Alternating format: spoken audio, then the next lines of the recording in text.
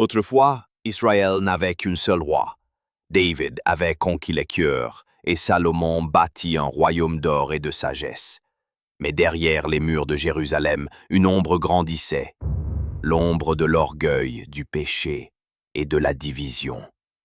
À la mort de Salomon, son fils Roboam monta sur le trône.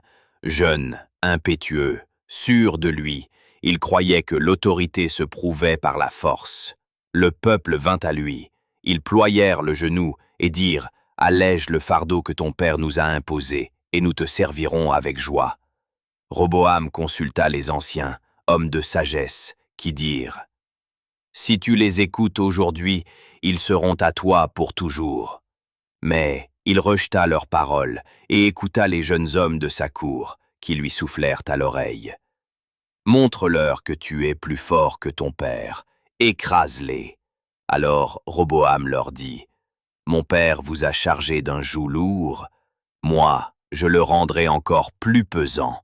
Mon père vous a corrigé avec des fouets, moi, je vous frapperai avec des scorpions. » Ce jour-là, le cœur du peuple se brisa.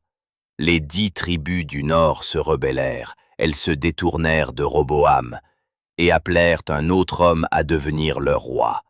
Cet homme, c'était Jéroboam, ancien serviteur de Salomon, exilé après qu'un prophète eut annoncé « Dieu te donnera 10 tribus, et tu régneras si tu obéis à ses voix. » Jéroboam revint, porté par la colère du peuple, et prit la tête du royaume du Nord. Et ainsi, le royaume d'Israël fut divisé. 2 trônes, 2 rois, un seul Dieu. Mais ce n'était pas qu'une querelle politique, c'était un jugement venu d'en haut. Car Salomon, dans ses vieux jours, avait tourné son cœur vers des idoles, et Dieu avait parlé par le prophète Ahija.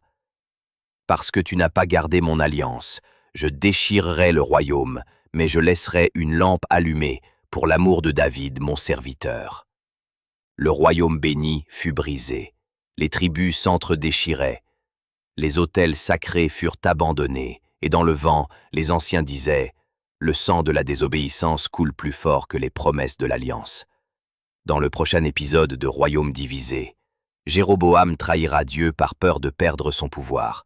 Roboam préparera sa vengeance, et un nouveau prophète portera une parole de feu. Mais aucun roi n'est